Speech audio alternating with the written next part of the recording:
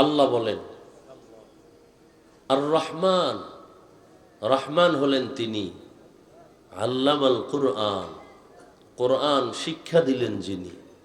খালাকাল ইনসান, রহমান হলেন তিনি, মানুষ সৃষ্টি করলেন যিনি। আল্লামাহুল বায়ান, রহমান হলেন তিনি, বয়ান শিক্ষা দিলেন যিনি। নবীজি বলেন খায়রুকুম মান তাআল্লামাল কুরআনা ওয়া আল্লামাহ, দুনিয়াতে ওই ব্যক্তি বড় দামি, বড় সম্মানিত যে কোরআন শিখে অন্যদের কোরআন শিক্ষা প্রদান করে। তর্জমা শেষ। হাদিসের উপরে 2-4 মিনিট কথা, এরপরে আয়াত নিয়ে কথা বলি। নবীজি বলছেন দুনিয়াতে শ্রেষ্ঠ ওই ব্যক্তি যে কোরআন শিখে, বলেন না কেন, সহযোগিতা করেন, অন্যকেও শিক্ষা দেয়। তাদের মতো দামি আর কেউ নাই।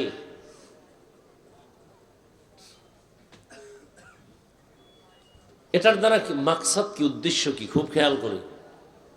যেমন মাদ্রাসায় ওস্তাদ ছাত্রদেরকে ডাইরেক্ট পড়ায়, পড়ো আলিফ বা তা, এটা ডাইরেক্ট কোরআন শিখানো। এই ওস্তাদের যেমন মূল্য, ছাত্রের যেমন শ্রেষ্ঠত্বের মূল্য, ঠিক তেমনি ভাবে যারা কোরআনের ব্যাখ্যা শিখায়, যেমন এখানে কোরআন হাদিসের বয়ান হবে, আপনারা শিখবেন, আমরা 2-4টি কথা বলবো, এটাও ওই হাদিসের মিসদাক অনুযায়ী শ্রেষ্ঠ মজলিস। এ কারণে নবীজি কি বলছেন এই মজলিসটা সম্পর্কে? নবীজি বলেন যারা কোরআন ও হাদিসের মজলিসে বসবে আর উলামায়ে আহলে হকদের 2টি কথা কোরআন হাদিস থেকে শুনে 2-একটা মাসআলা মুখস্থ করবে, শিখবে, এক মাসআলার বরকতে 100 রাকাত নফল নামাজের সওয়াব পেয়ে যাবে। যদিও মজলিসে অনেকগুলো ইসলামের বিধিবিধান শিখতে পারে, নবীজি বলেন 1000 রাকাত নফল নামাজের সওয়াব পেয়ে যাবে। আরো কত বরকতের কথা। এই যুবক, ঢুকলা কেন আর উঠো কেন? আমাদের ক্ষতি করার জন্যই আল্লাহ তোমাদের দুনিয়ায় পাঠাইছেন। জীবনে উপকার হবে না তোমাদের দ্বারা। হ্যাঁ, এইটাই কাম। শুরু করতে পারলাম না, ব্যারাম শুরু হয়ে গেছে। তাতে বৃষ্টি হয় ভালো ছিল, তুফান টুফান হয়ে যায় তো ঘুমাইতাম বাসায়। মানুষের কোনো নেয়ামতের কোনো কদর নেই। বসার যদি দীর্ঘ টাইম বসার অভ্যাস না থাকে, কেন আমাদের চোখের নজরে থাকেন? আপনারা দূরে থাকেন, কমিটি মাইক লাগাইছে না দূরে? আপনাদের ব্যারামওয়ালাদের জন্যই তো এত দূরে মাইক লাগানো, যে বহু দূরে বসে বিড়ি টানবেন আর ওয়াজ শুনবেন, ফজর নামাজ না পড়ে ঘুমাবেন, খালাস। আমাদের সামনে আসবেন, বসবেন, আবার ডিস্টার্ব কেন করবেন? অন্যের ক্ষতি কেন করবেন বলেন? কত মানুষ বসে বয়ান শুনতেছে, আপনি উঠে গিয়ে কতটা ডিস্টার্ব করেন।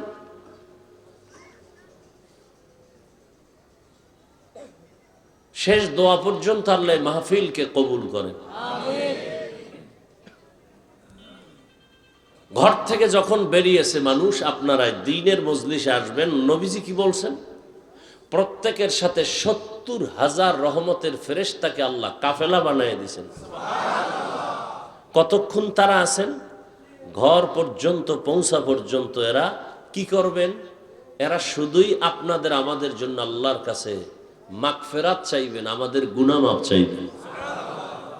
শুধু কি তাই? এই যে একটা প্যান্ডেল এখানে জমিনে বসা, ঠিক এমন একটা মজলিস আরশে আজিমে আল্লাহ মিলাইয়া ফেরেশতাকে নিয়ে বসছেন। সেখানে কি আলোচনা করতেছে? আমরা এখানে আলোচনা করি আল্লাহর গুণগান, ওখানে আলোচনা হচ্ছে আমাদের গুণগান। আল্লাহ বলতেছেন এই মানুষগুলো বসলো কেন? অনেক বড় হাদিস।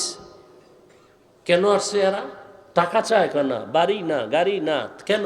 আল্লাহ আপনাকে চায়, আর জান্নাত চায়, আর জাহান্নাম থেকে মুক্তি চায়।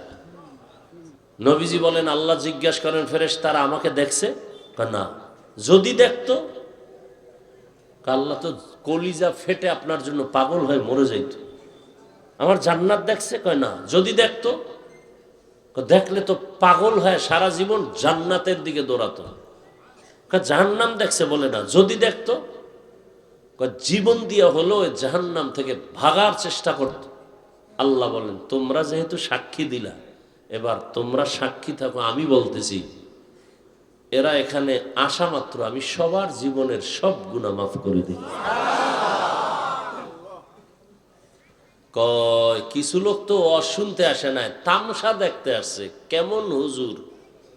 চেহারা দেখতে আসছে। কোন দলের হুজুর? টুপির সাইজ কি? এরকম আছে না কিছু? এগো কি করবেন? কয় এগো মাফ করে দিলাম। কেন? কয় চিটা যেমন ধানের দামে বিক্রি হয়ে যায়, ঠিক যারা এখানে আল্লাহর মহব্বতে আসছে এরা ধানের সমতুল্য, যারা আসছে শুধু তামাশা দেখতে এরা চিটার সমতুল্য। তো দুনিয়াতে যদি একটা কি বলে যেটার দাম নাই, একটা চিটা, এটার যদি মূল্য থাকে ধানের সাথে এটার বিক্রি হয়, কেউ বলে না যে চিটা আলাদা করো, ধানগুলো আমাকে দাও, বলে না। তাহলে দুনিয়ার মানুষ যদি এটাকে করতে পারে, তা আমি তো আরো দয়াময়। আর মানুষ তো আমিই বানাইছি, আমি কেন করব না? যারা আসছে আমাকে পাওয়ার জন্য আর আমার মজলিসের কাছে আসছে। একটা লোক আতরের দোকানের পাশে দাঁড়ানো, দাঁড়ায় ঘেরান পাইতেছে মজা, আর একজনে কিনা পকেটে নিতেছে। ওই লোকটারও মনে চায় কি চায় না? চায়। কিন্তু টাকা নাই। তো টাকা না থাকলে কি হবে? ঘেরান পায়নি? পায়নি না, ওইটা আবার কোনো আটকায় রাখা যায়? পাইতেছে। ওই ঘেরানটায় মজা আছে না নেই? আছে। টাকা না থাকলেও, কিনতে না পারলেও তো ঘেরান পায়। ঠিক যারা ময়দানের পাশে আসছে, ওয়াজ শুনতে আসে নাই, এরাও তো কিছুটা আল্লাহর মহব্বতের ঘ্রাণ এখান থেকে পাবে। অতএব এদের বরকতে আল্লাহ ওদেরকেও মাফ করে দেবে। এত বড় মজলিসে আসিয়া বসার পরেও কি মোবাইলটা হাতে নেওয়ার মানে কি? আচ্ছা, 24 ঘন্টাই তো এই মোবাইল নিয়ে থাকেন। এই স্বামী, বউরে সময় দাও না বাবা, এই মোবাইল। বাবা সন্তানকে সময় দেয় না, মোবাইল। তো 24 ঘন্টাই তো বাথরুমে গিয়েও মোবাইল। আল্লাহ নিয়ে আসছেন বেহেশতের বাগানে, 2 ঘন্টা মোবাইল না চালাইলে কি হবে?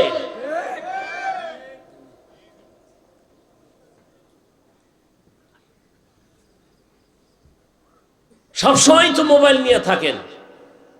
বেহেশতের বাগানে 1-1.5 ঘন্টা মোবাইল হাতে না আনলে কি হবে? কি ক্ষতি হবে বলেন?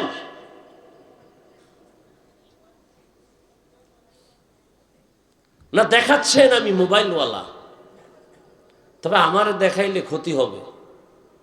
বয়ানের পরে দেখবেন জিনেরা মোবাইল নিয়ে গেছে।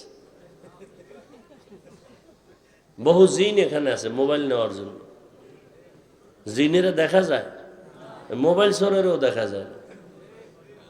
খালি কপালে হাত দিয়া মাইকলারা কইবে মোবাইল ঘোষণা দাও, আবার ওই স্টেজের তলে, জুতার তলে খুঁজে মোবাইল নিয়েছে, জিনে তলে খুঁজে মোবাইল, এখানে মোবাইল আছে। মোবাইল দেখাইয়েন না। জিনরা দেখলেই কিন্তু টার্গেট করবে যে না এইটা নিলে 2 দিনের বাজার হবে। দেখাইয়েন না, জিনেরা দেখলেই কিন্তু নিয়ে যাবে। শেষে আমও যাবে, সালাও যাবে। আল্লাহ, তাহলে এটা একটা শ্রেষ্ঠ মজলিস। কিসের কারণে? কোরআনের কারণে। কিসের কারণে? সোহবতে সা লে তোরা সালে কুনাত, সোহবতে তালে তোরা তালে কুনাত জমানা, সোহবতে বা আউলিয়া বেহতেরাজ সদ সালা তাআত বেরিয়া।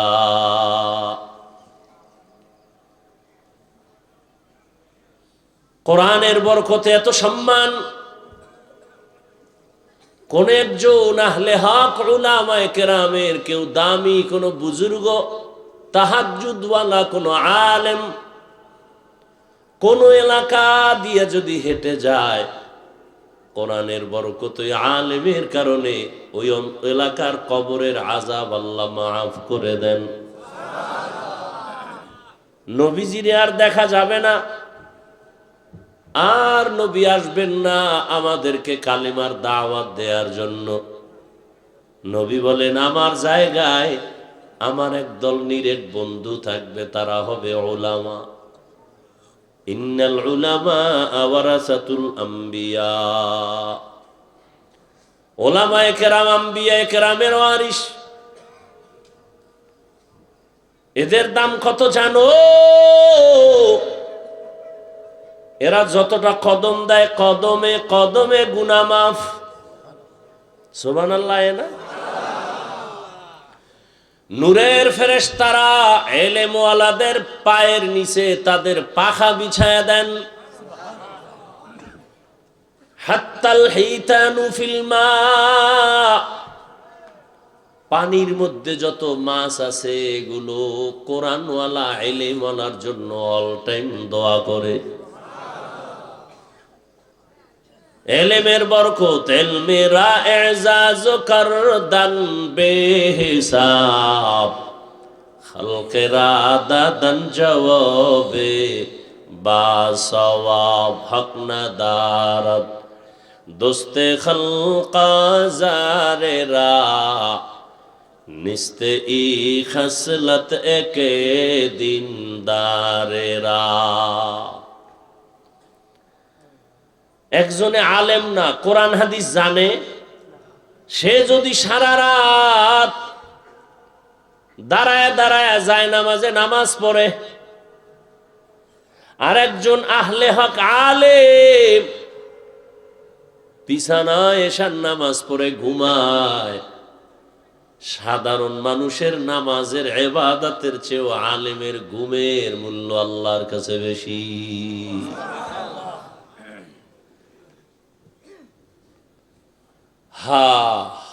কত মর্যাদা!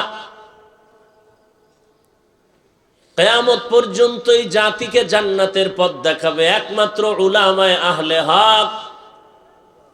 আর কোনদিনে জমিনে আবু বকর, ওমর, ওসমান, আলী আসবেন না। বড় বড় আউলিয়া আব্দুল কাদের জিলানী, খাজা মাইনুদ্দিন চিশতি আজমেরি, ইমাম গজালি আর আসবেন না, ইমাম আবু হানিফা আসবেন না। ফাকিহুন ওয়াহিদুন, কি হাদিসটা কি? আসাদ্দু ফাকিহুন ওয়াহিদুন, একজন ফকিহ কোরআন হাদিস রিসার্চ করে মাসআলা বের করেন। আসাদ্দু আলা শাইতানি মিন আলফি আবেদ, 1000 আবেদ। কয় হাজার? আবেদ বুঝেন তো, খালি ইবাদত করে কিন্তু এলেম নাই। 1000 আবেদের থেকেও একজন ফকিহ আল্লাহর কাছে দাম।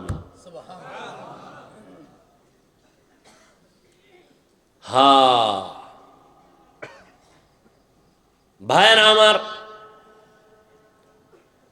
এই শ্রেষ্ঠ মজলিস পুরা চারপার্শ্ব থেকে নূরের ফেরেশতারা হাতে হাত লাগাইয়া আরশে আজিম পর্যন্ত তারা সিরিয়ালে দাঁড়ানো। এখান থেকে যদি কেউ মোনাজাত দিয়া তওবা করে বিদায় হয়, রহমতের নবী বলতেন মায়ের গর্ভের বাচ্চা যেমন দুনিয়াতে নিষ্পাপ ভূমিষ্ঠ হয়, কোরআনের বাগান থেকে একজন মানুষ ওই রকমই নিষ্পাপ বাড়িতে ফিরে যায়। সোহবতে সালেহ তোরা সালেহ কুনাত, সোহবতে তলে তোরা তলে কুনাত। আল্লাহ রসুল বলেন যারা কোরআন শিখে, যারা শিখায় তারা দামি। শুধু তাই না, একজন আলেম কোরআনের হাফেজ এই মাদ্রাসায় পড়ে 5 ওয়াক্ত নামাজ বা জামাত আদায় করেন, কিন্তু গরিব, শীতের পোশাক কেনার টাকা নাই, বাবা খানার টাকা দিতে পারে না, এই ছেলেটা কোরআন পড়ে আর একজনে খানা দেয়, আছে না? মশারি কিনে দেয়, কিতাব কিনে দেয়, জামা কিনে দেয়। কত টাকাওয়ালা আছে বলে একজন এতিম সন্তানকে আমি আলেম বানানোর খরচটা মাসে মাসে দিব, দাও মাদ্রাসায় পড়াও। ওই কোরআনের হাফেজটা আলেম হইয়া আল্লাহর থেকে যে পুরস্কার পাবে, ওরে টাকা দিয়া খানা দিয়া সহযোগিতা করে যে আলেম বানানোর পেছনে সহযোগিতা করলো, ওই একজন সহযোগী খানা খাওয়ানেওয়ালা হাসরের ময়দানে ওই হাফেজে কোরআনের সমপরিমাণ পুরস্কার পেয়ে জান্নাতে যাবে। হাদিসে পাকে আর এক ঘটনা আছে, হাসরের ময়দানে আল্লাহ পাকের আদালতে একজন আর ফয়সালা হবে, জাহান্নামে যাও, কোনো আমল নাই। ফেরেশতা এর হাতে হ্যান্ডকাপ লাগায় দেও, এর আমল নাই, কোনো নেক আমল, জাহান্নামে পাঠায়া দাও। ফেরেশতারা যখন হাতে হ্যান্ডকাপ লাগাইয়া জাহান্নামের দিকে যাবে, এই আসামি বারবার পেছনে ফিরে তাকাবে। আল্লাহ বলবেন, ফেরেশতারা দাঁড়াও, এই বান্দাটা বারবার পেছনে তাকায় কেন? ফেরেশতারা বলেন, আল্লাহ আপনি জানেন, আমরা জানি না। আল্লাহ বলবেন, আমি অবশ্যই জানি, ওই বান্দা বারবার পেছনে তাকাইয়া অপেক্ষায় আছে, আমি রবের একটু দয়া তার উপরে হয়নি, ও চায় আমি একটু দয়া করিনি। আচ্ছা দাঁড়াও তো, দেখি তো কোনো দয়া করার লাইন আসেনি। নবীজি বলেন, আল্লাহ বলবেন, ফেরেশতাদের আমল নামাটা একটু তল্লাশি করো, দেখো কোনোদিন কোরআন শিখছেনি। আমল নামা তল্লাশি দিয়ে দেখবে কোনোদিন কোরআন হাতেও নেয় নাই। না, আল্লাহ নেয় নাই, কোরআনের সাথে সম্পর্ক নাই। আচ্ছা দেখো তো, কোরআন ওয়ালা যারা, তাদের সাথে একটু সম্পর্ক আসেনি দেখো, এমন একজনের সাথে মহব্বত আছে কিনা যে আলেম। ফেরেশতারা আমল নামা তল্লাশি করে দেখবে, এমন কোনো পরিচয় নাই, জীবনে আলেমের সাথে মুসাফাও করে নাই। আল্লাহ কইবে, এবার শেষবারে একটা ঝাড়া দাও। কি বলবে? দেখো এই বান্দার সাথে এমন কোন বন্ধু আছে, নিজে বন্ধুর সাথে আলেমের মহব্বত আছে। ফেরেশতারা তল্লাশি দিয়ে দেখবে, হ্যাঁ এই বান্দার একজন বন্ধু আছে, ওই বন্ধুর সাথে আলেমের সম্পর্ক। আল্লাহ বলেন, আজকে তো সুপ্রিম পাওয়ার নিয়ে আমি আল্লাহ বলছি, আমি রহিম নামের দরজা খুইলা রাখছি, রহমান নামের দরজা দিয়া, ওই সূত্রে টান দিয়া আলেমের মোহাব্বতের সূত্রে আমি তাকে জান্নাতি বানায় দিলাম।